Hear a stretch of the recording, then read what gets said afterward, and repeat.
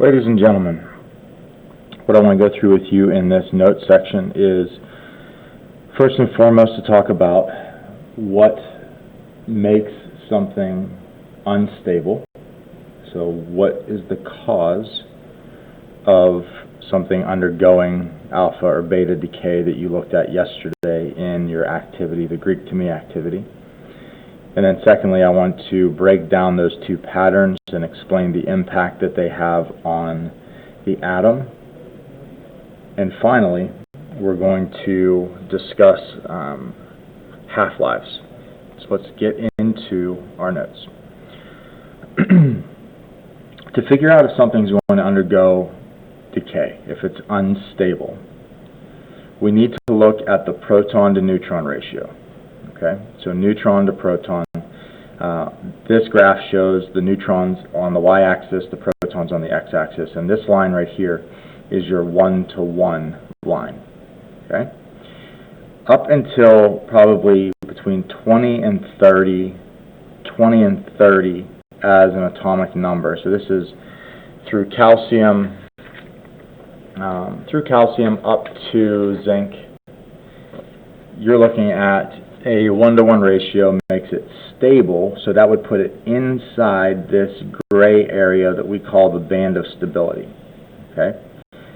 If an isotope is inside the band of stability, that 1-to-1 ratio up to about 20 or 30, and then as you can see, after 30 it starts to creep to a greater number of neutrons to protons. So down in here, we're at pretty much a 1 neutron to 1 proton ratio till about 20 or 30. And then it starts to creep up and the slope of the line changes. Heavier than 30 protons in the nucleus, an atomic number of 30, we need to start creeping towards a 1.4 neutron to 1 proton ratio. Okay? It doesn't have to be exactly in that, but ballpark, we're looking for a 1.4 to 1 ratio. Why would that be the case? Well, if we think about it, all protons are positive. So if we have a bunch of positive particles that are all stuck together, Coulomb's law tells us that opposite charges attract, but like charges repel. So if you have a ton of positive charges in your nucleus, they're going to want to push each other apart. The only way to keep them clustered together in the nucleus as the nucleus gets bigger and bigger is to add more neutrons, which creates a nuclear gravity, so to speak, that holds everything together. There are instances where you can have an isotope that is too heavy, it's too big, it's too unstable, or it can be too light, and we would need to change the proton to neutron ratio. That's where alpha and beta decay come in. If you have a 1-to-1 ratio early on, that's good and stable. Between 20 and 30, that ratio begins to shift towards a 1.4 to 1 ratio in order to keep it stable. Okay? Now,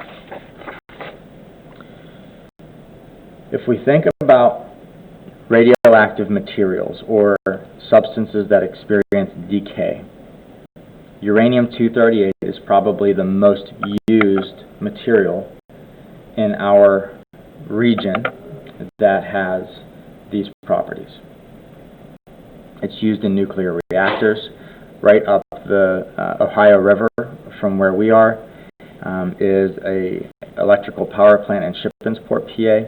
They have 3 nuclear reactors up there. Currently, 1 of the 3 is running. So we are utilizing nuclear power in our region to generate electricity.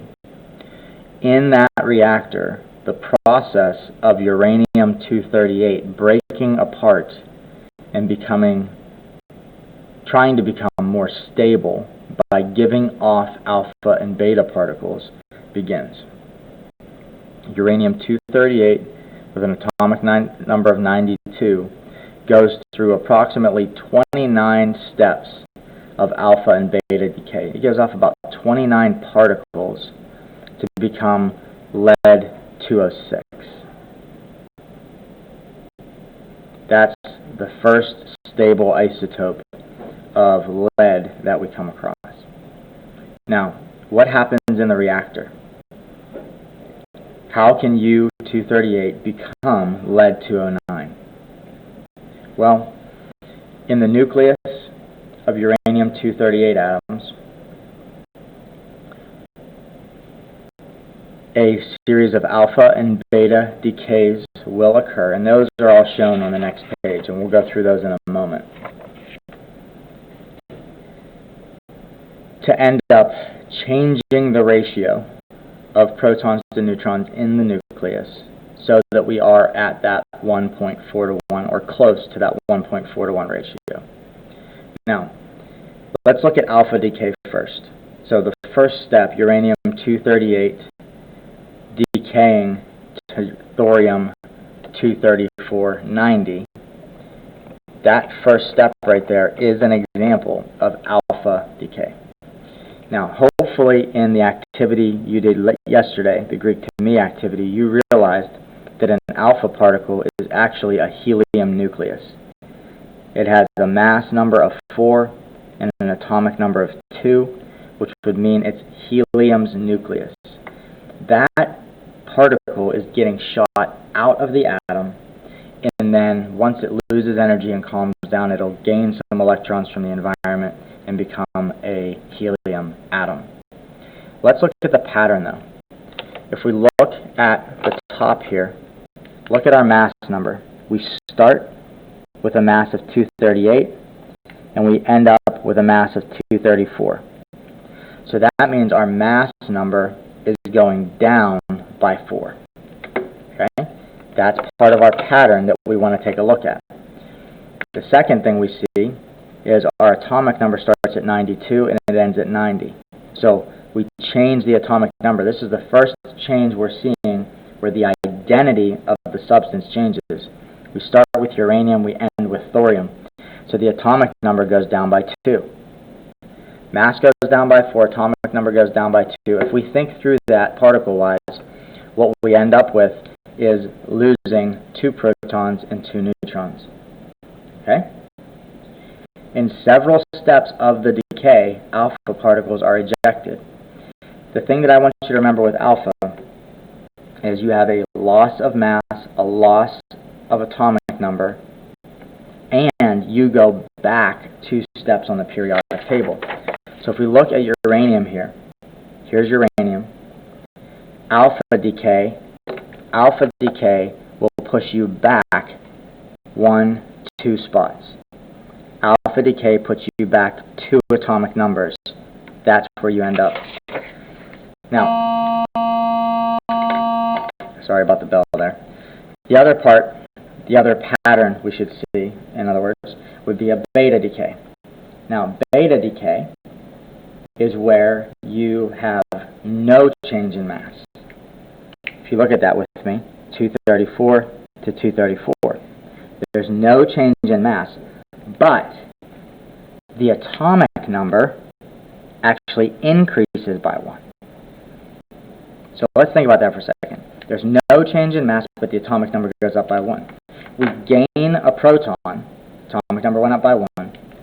We gain a proton. So how can we gain a proton and simultaneously not change the overall number of particles in the nucleus? The answer to that is we take a neutron and it will break apart. A neutron will become a beta particle, which hopefully in your activity yesterday you realized isn't actually an electron. An electron and a proton. So everything you need to make an electron and a proton exists inside the neutron. There are actually subatomic particles called quarks that make up each of these particles, protons, neutrons, and electrons. Every quark that's needed to make an electron and a proton is already in the neutron. That's why they're slightly heavier than protons. So in beta decay, a neutron breaks apart and becomes an electron and a proton. The proton stays in the nucleus, the electron is jettisoned out. It actually is shot out of the nucleus like a bullet. Okay? And that's how we can increase our protons but keep the mass the same. If we look at the next page of the notes, you'll see the string of reactions that take place. And the one thing I want you to notice is there's no definite pattern of alpha and beta decay. We start off with an alpha. You can see we drop our mass number by 4. We drop our atomic number by 2. We're losing the helium nucleus. We have that He4. We go back 2 spots on the periodic table. The next 2 steps are betas. Mass stays the same. Atomic number goes up. We move forward 1 spot on the table. Another beta. Mass number stays the same. Atomic number goes up by 1. We move forward 1 place on the periodic table. And then we have a string of 5 alpha decays. Then we have 2 betas, an alpha, 2 betas, and an alpha. And at this point right here, we reach that 1.4 neutron for every 1 proton. And we have a stable atom.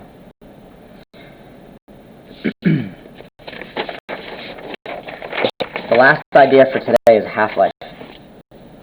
A half-life is the amount of time it takes for half of the existing sample to change through decay to another element. And here's the thing I need you to understand. Half-life isn't, so 2 half-lives wouldn't take us to 0.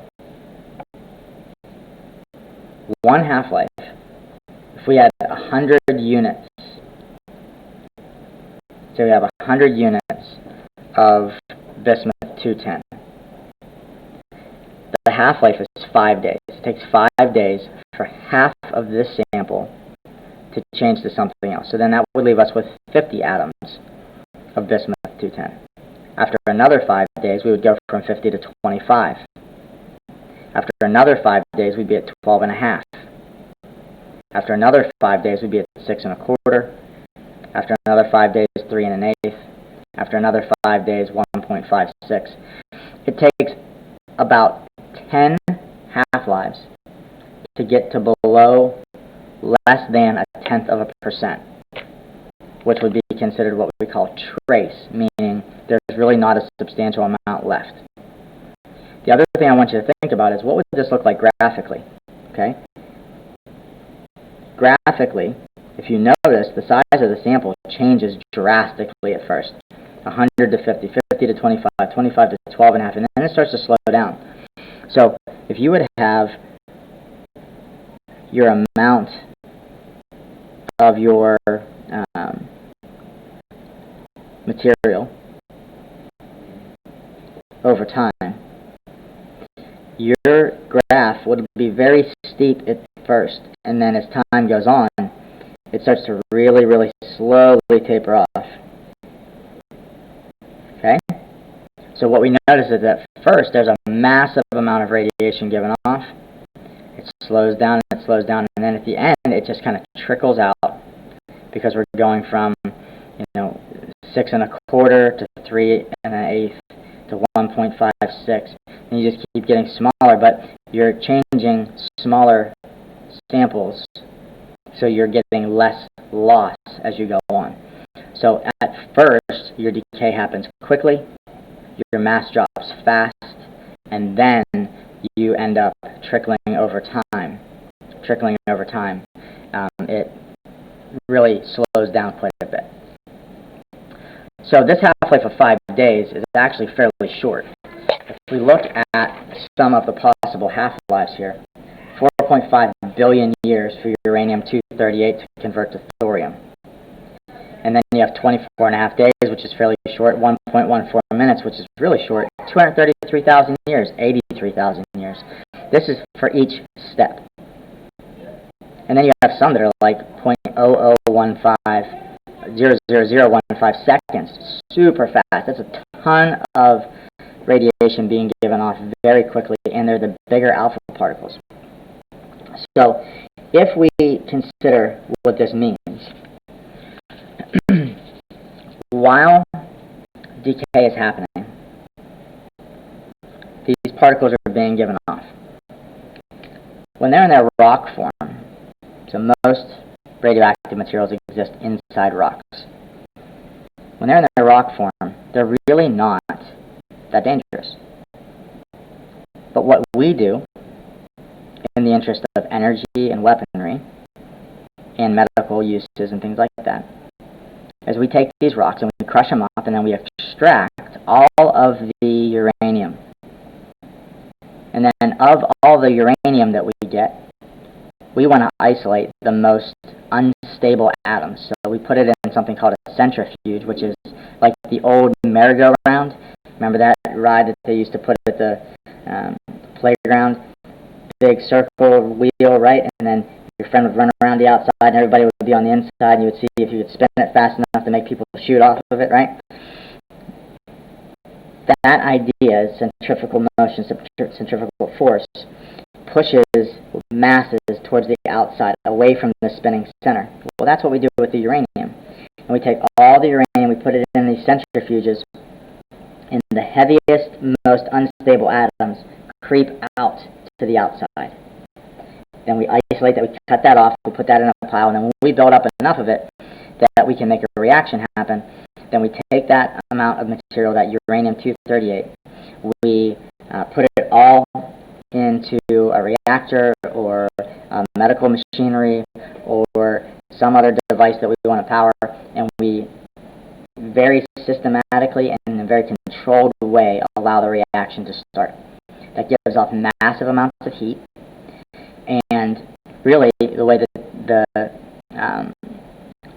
electric reactors are designed, the heat is transferred through a barrier to water. The water becomes steam and it drives a generator turbine. The only thing leaving a nuclear plant is steam and electricity. The fuel rods last a very long time, but when we're done with them, whenever the amount of energy goes down where it's no longer meeting the needs of the reactor, those rods, those samples of uranium-238 need to be removed, and then they need to be stored. So you have to encase them in concrete and lead, and you have to keep them in a very safe place in a controlled environment so that they don't start to leak radiation. The good thing is, we can control them. There have only been a handful of true meltdowns, like Fukushima in Japan during a tsunami and an earthquake. There was one close to 3 Mile Island in the 80s.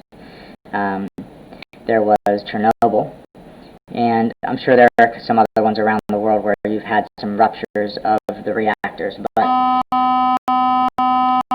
when it's all said and done, even if we can control it, we're making things, we're taking safe amounts, safe distributions of materials that exist all over, primarily western United States, up into Alaska, over into Russia and China. And we're taking the rocks of uranium and we are isolating that, and we're creating something that can last for roughly, let's say 10 half-lives would be 45 billion years.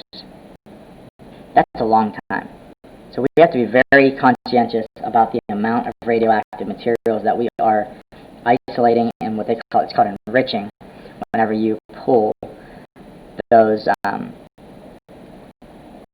dangerous isotopes and you put them into a very, very compact, you increase the density of them by using centrifuges. So, useful in many ways. Energy, weaponry, medical, imagery.